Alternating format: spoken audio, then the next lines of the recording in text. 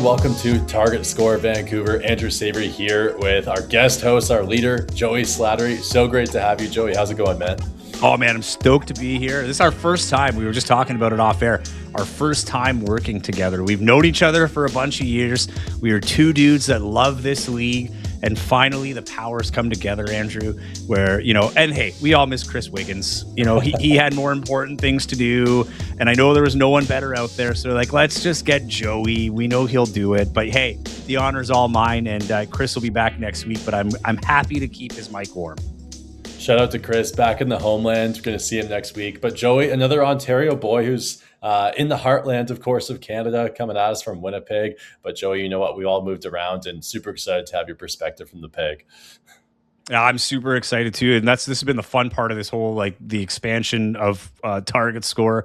I think I know I helped Chris in the first show I guess hosted before you joined on board. But yeah, this started as a Winnipeg podcast. It's just kind of a labor of love, and through this cool league we've had a chance to meet so many cool people, and that's been the best part, I think, about the network. Our boys in Brampton, D-Ball Sarah and Matt Bonomi, Taylor Allen, my co-host in Winnipeg, and you and Chris. I mean, we have our group chats. We're just chatting CEBL all the time, and it's been a lot of fun. And your crossover episode last week was awesome. I got to point that out. I know it's now done, the crossover game between Brampton and Vancouver, but if you haven't checked out the crossover edition, it's on our YouTube page at Target Score Podcast, where you can find all the episodes, actually, Winnipeg, Vancouver, and Brampton. But that one is the special crossover episode between Brampton and Vancouver. So it was Chris and Andrew against D and Matt going head to head. A great target score or target time element to it as well. I had a blast watching. I was jealous. Taylor and I actually had a conversation on air on our podcast, just how jealous we were. So we can't wait for that next matchup when Vancouver's in town, or Vancouver and Winnipeg meet, so we could have our crossover episode.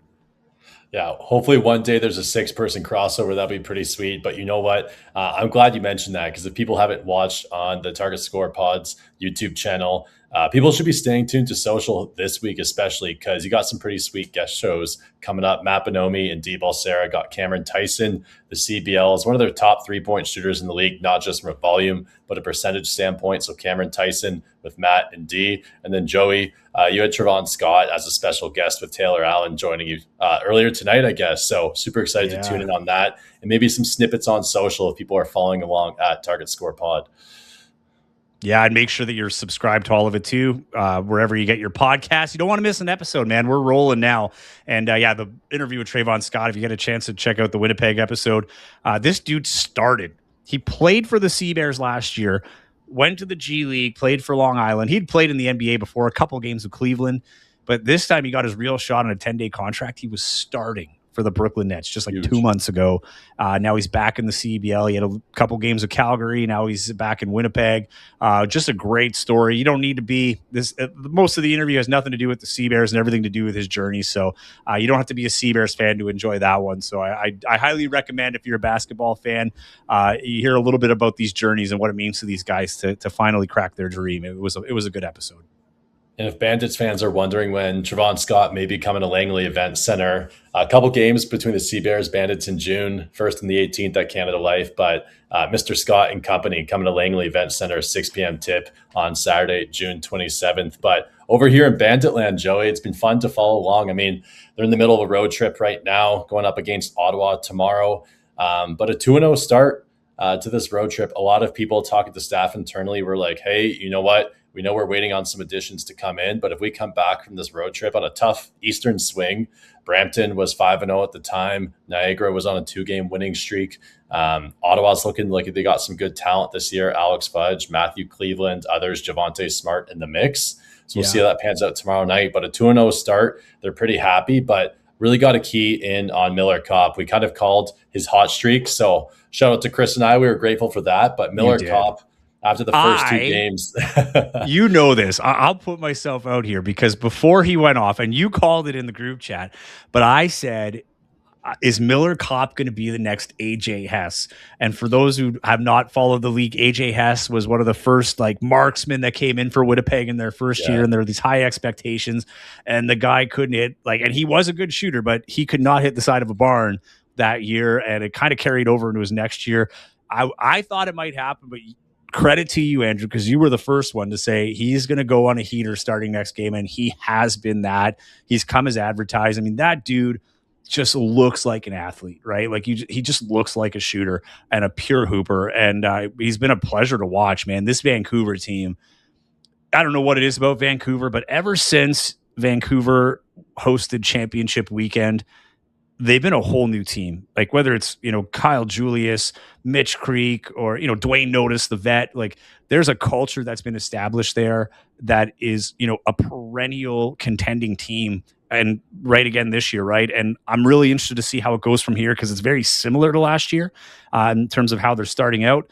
And there was a lot of disappointment, right? You go through this whole season just to have the disappointment in that semifinal against Calgary, but they don't seem disturbed by that at all. If anything, they looks like they're motivated, but they've been a heck of a team to watch. And I just want to touch note on those Ontario games. Those are two really tough games, Andrew. I can't understate that enough.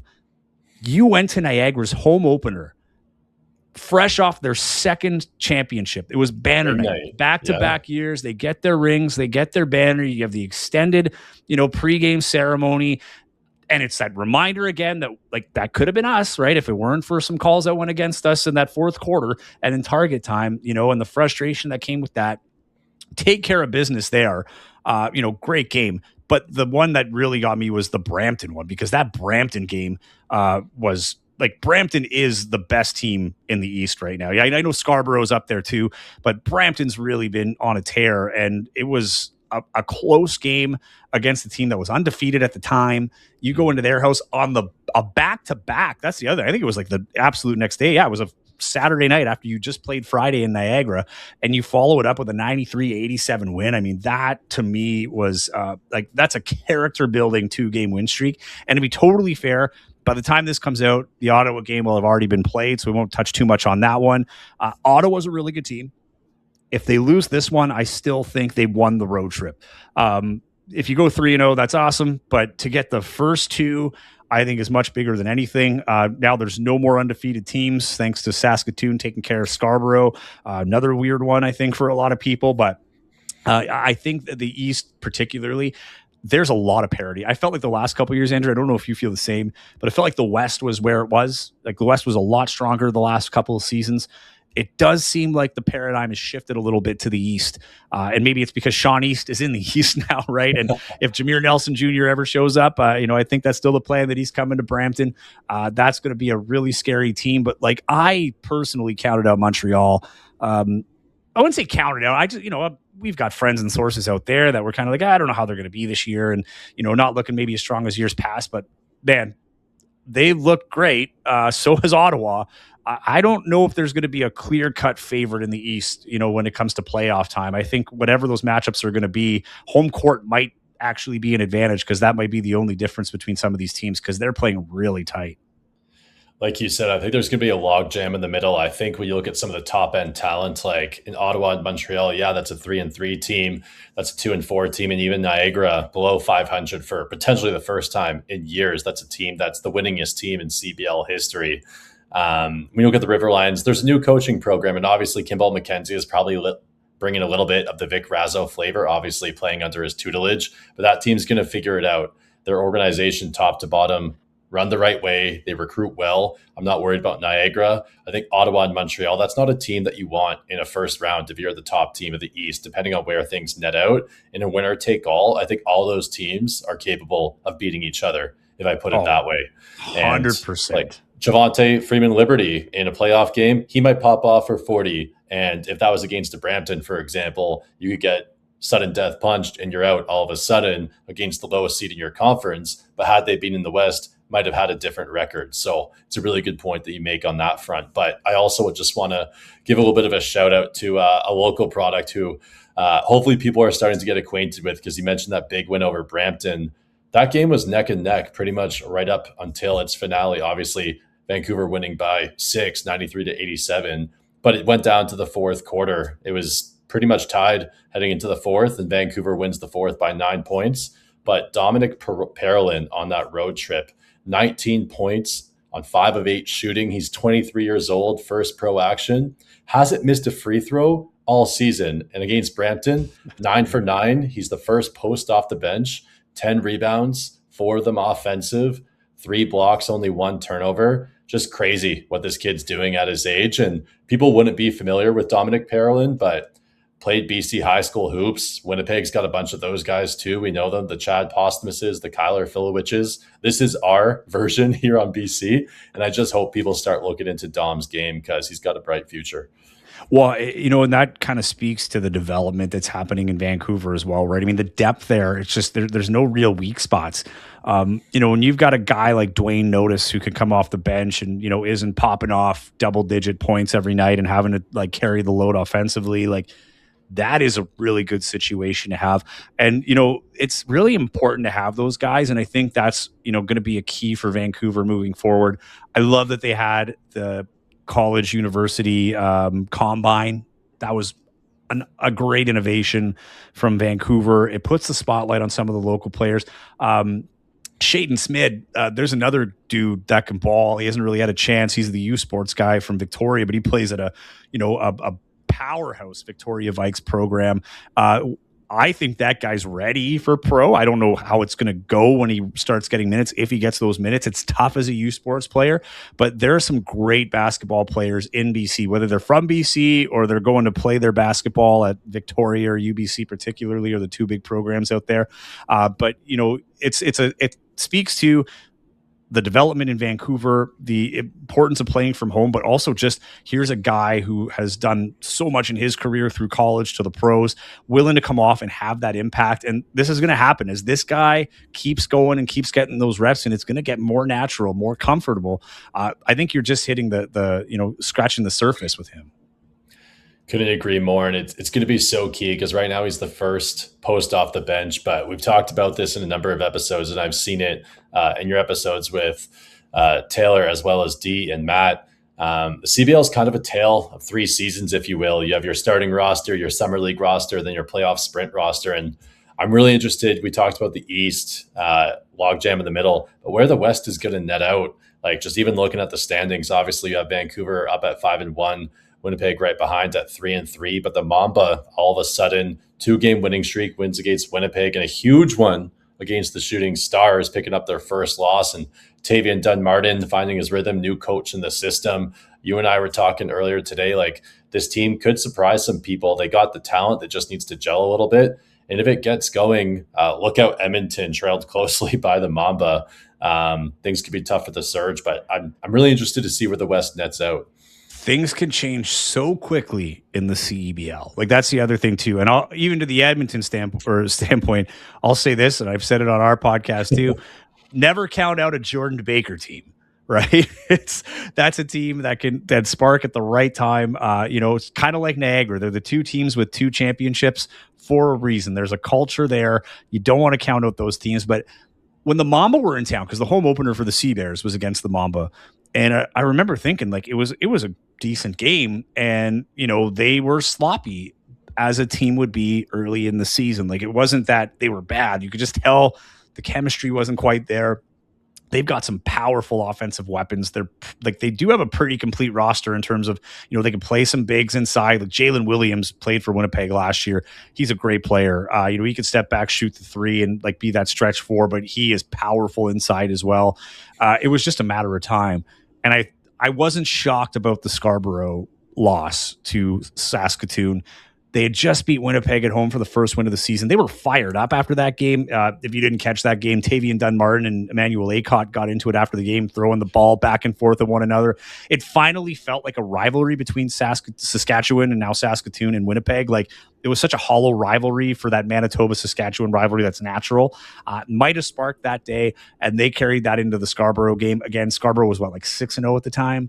To go in there, probably feel themselves a little bit. And here's a team that every win they had come from behind in target time, which is wild.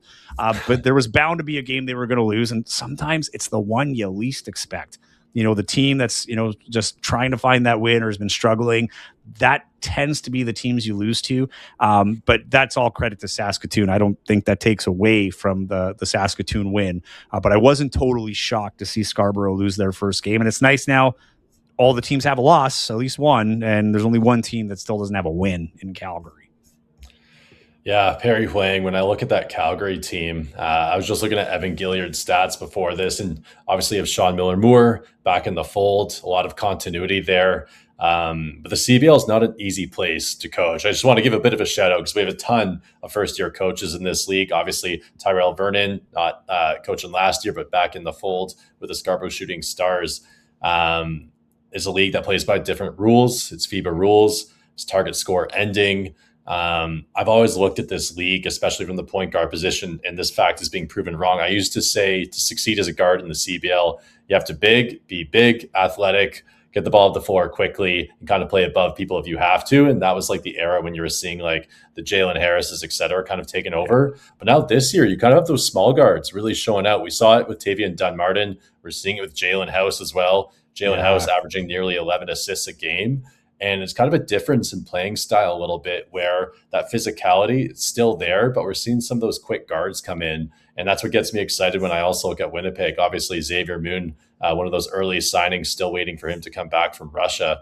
But it's still a young season. Obviously, 6 games in for Winnipeg. Lots of way to go with 24 games overall, but so much could happen. And I just like how the CBL, no 2 years are the same. And when I look at Calgary, this is a team that's basically been to the finals and the conference finals the year prior, expects to be competitive, but they have to right the ship really quickly.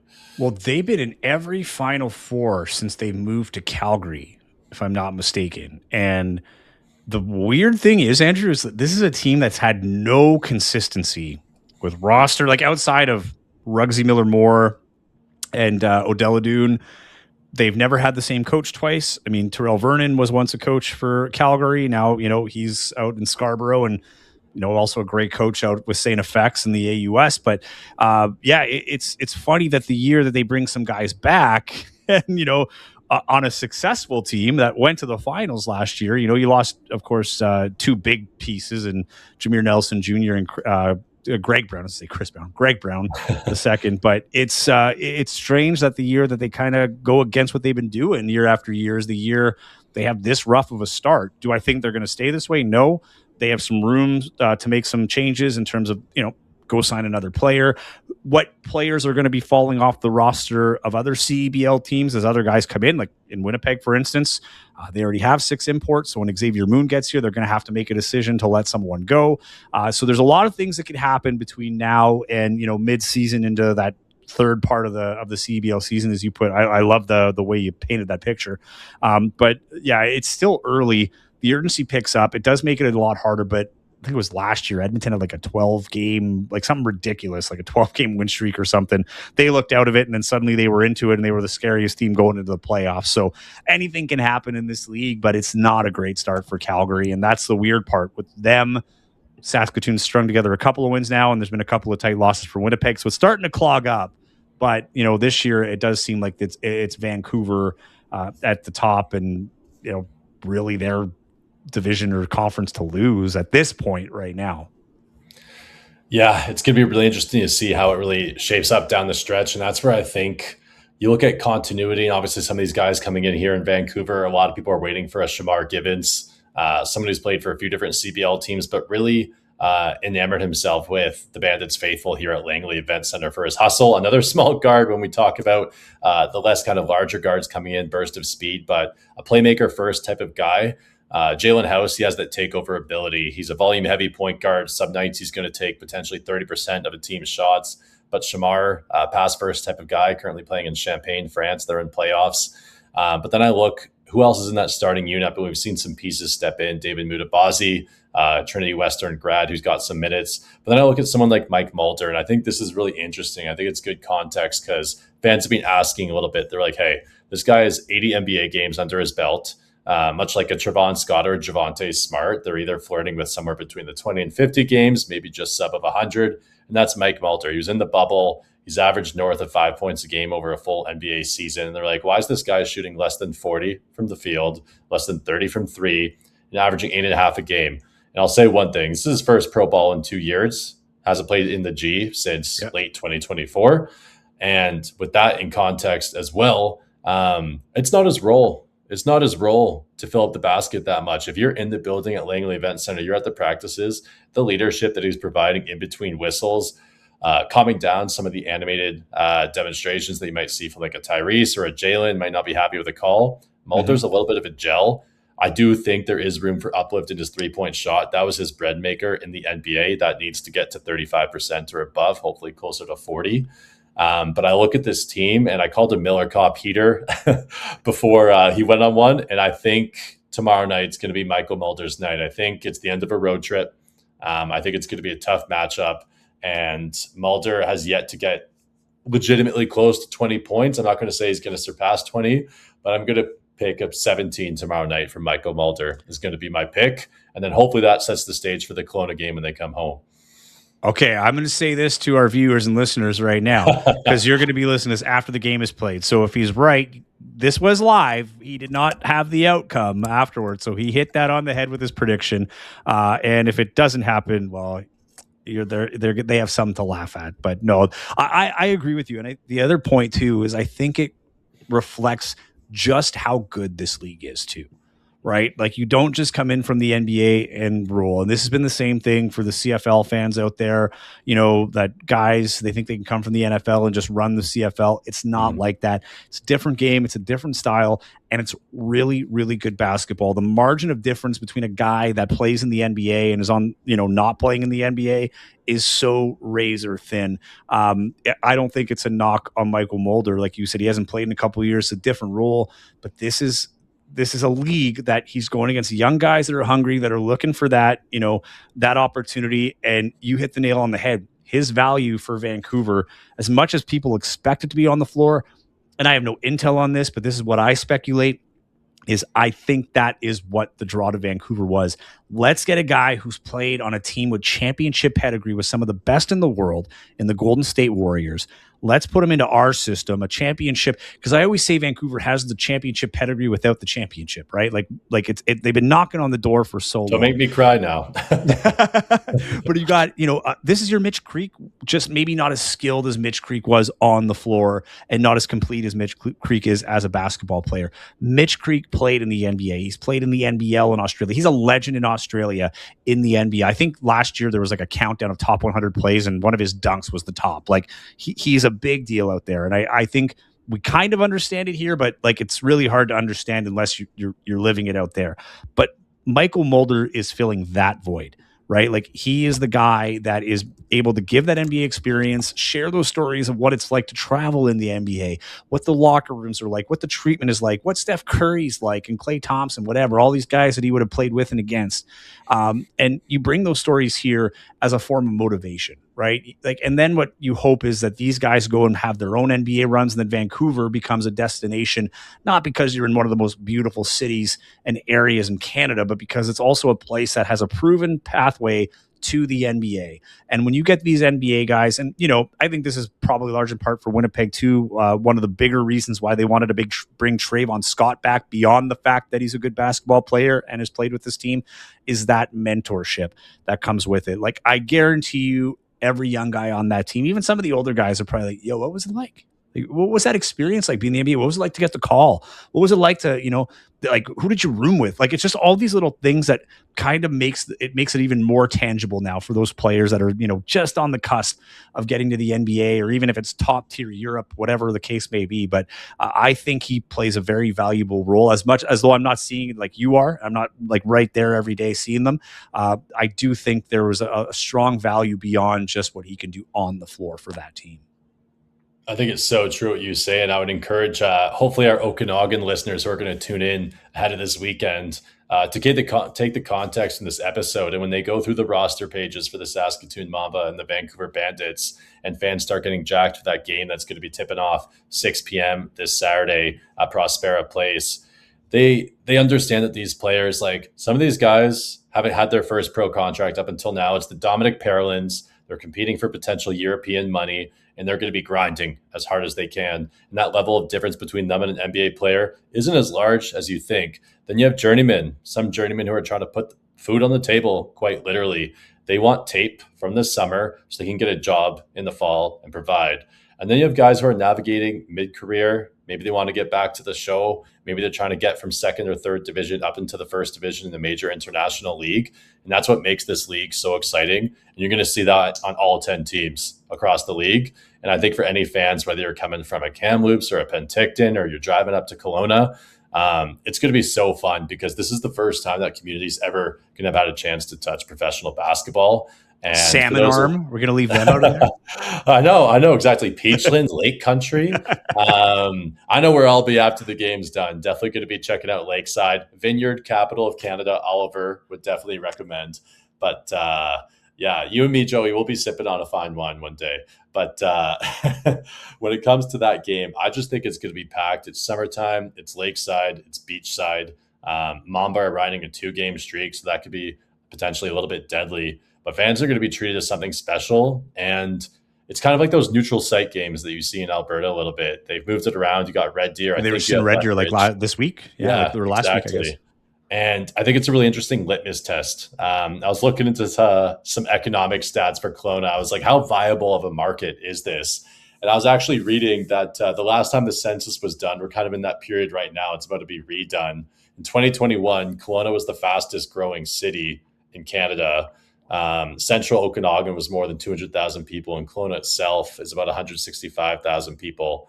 It's a big part of BC's population. It's got a few emerging sectors. And tourism, yeah, for sure. Yeah, they throw around Halifax, they throw around Quebec City, but I think this is Kelowna's chance to show out and show that they're worth consideration for a future team, and I think they're going to do so. Well, here's what I'll say, man. They're there for a reason, and it's not just because they want to play a game in Kelowna, right? These games tend to have more to them as terms of a measuring stick. So if you're a Kelowna basketball fan and you're listening to this, get your ticket if you haven't already. Make sure you're watching this league because all those analytics are being taken into consideration when they eventually look to expand. Speaking to the old regime before we went through all the changes in the CEBL, like that was a big part of the plan, right? Was they wanted to expand, but they wanted to make sure that it was even, that they had a team in the West and the team in the East.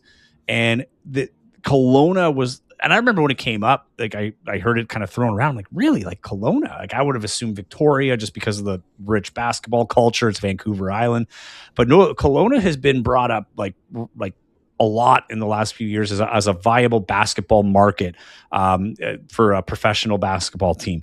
And Quebec City, you know, they've been knocking on that door. I remember they had the All-Star game a few years ago. That was awesome. They've got this beautiful stadium. I remember talking to the people in the league that were there. I wasn't there, unfortunately. I wish I was. But they were talking about just how great this arena was.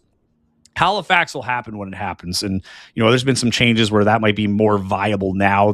I do think you need a team out in the Maritimes, but you also can't count out relocation, right? You know, these are teams that are now owned by owners across the league.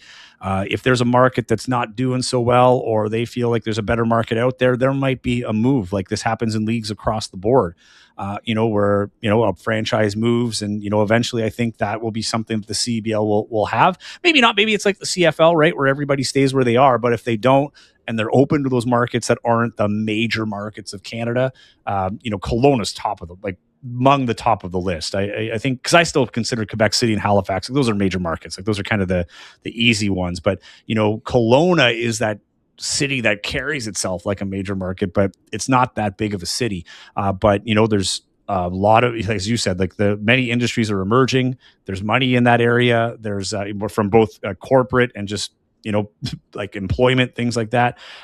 It would be very viable. I think if it went there, it would do really, really well. But this game is, you're right. Like you're going to be treated as something that is very unique, that has not happened, at least to my knowledge, in Kelowna, where you've Canadian professional basketball on your turf, and it's your team, right? Like this is the BC Lions of basketball for, you know, the Canadian Football League fans out there. But, you know, if you're in that area, even if you're not, if you're a Bandits fan, make that trip.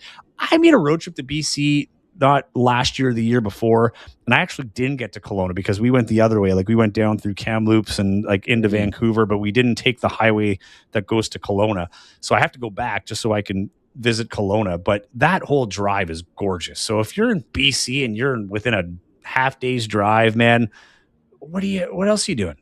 Go to Kelowna, have some wine, chill, go watch some basketball. Doesn't get better than that. Oh, I couldn't agree more. It's like manifesting it to happen.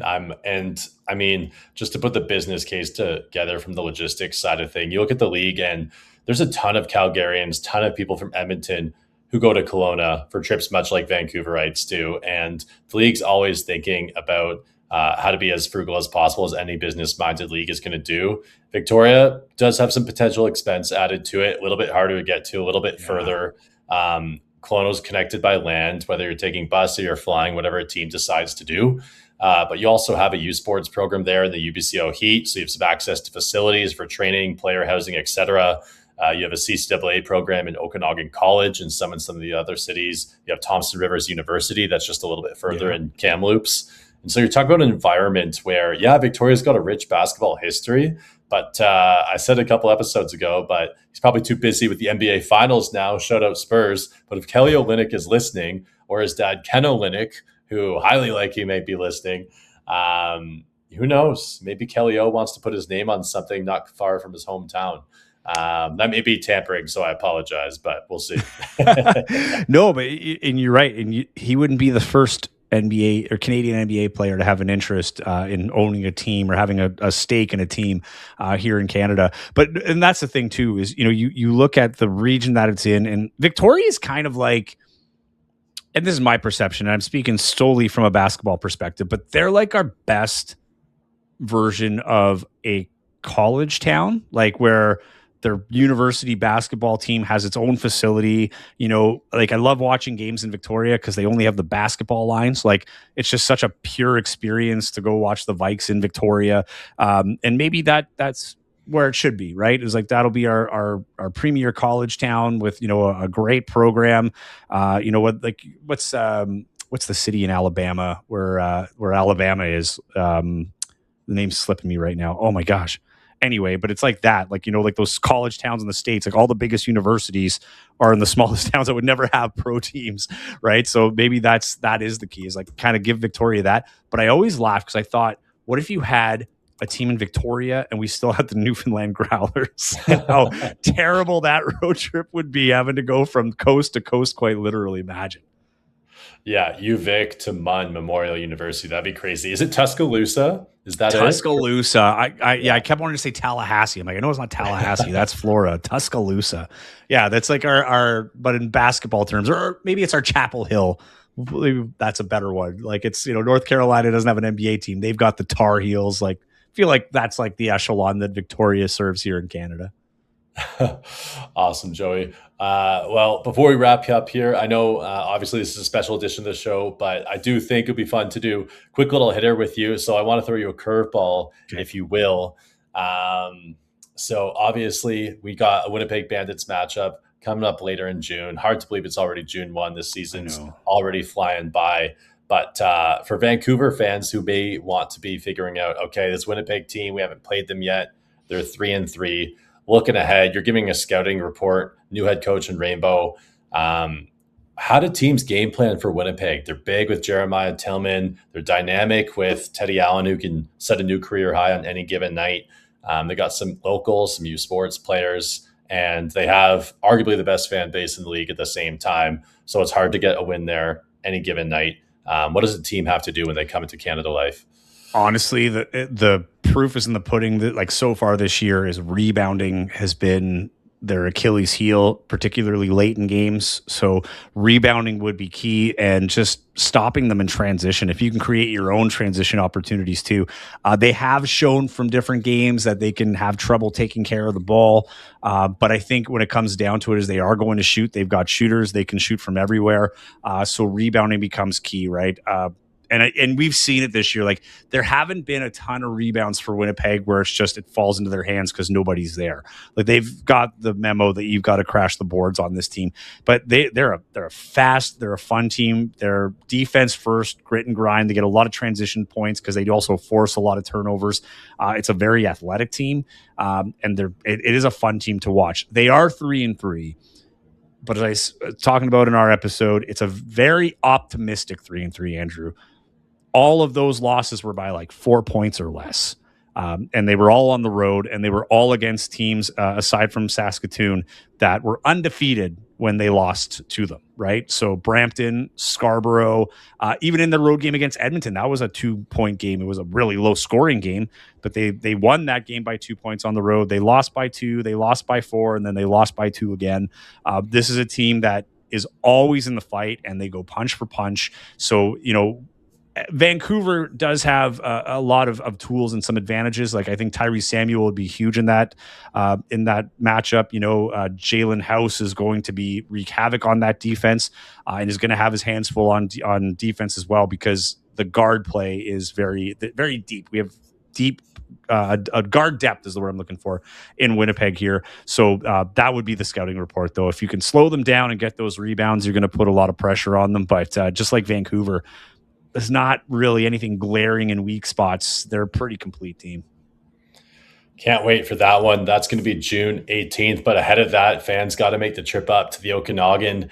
Game between the Mamba and Vancouver Bandits. First ever pro basketball game in Kelowna at Prospera Place. Tip-off at 6 p.m. Get there early. Tune in. Joey, we got to do this again sometime. We got to do a live show somehow, some way.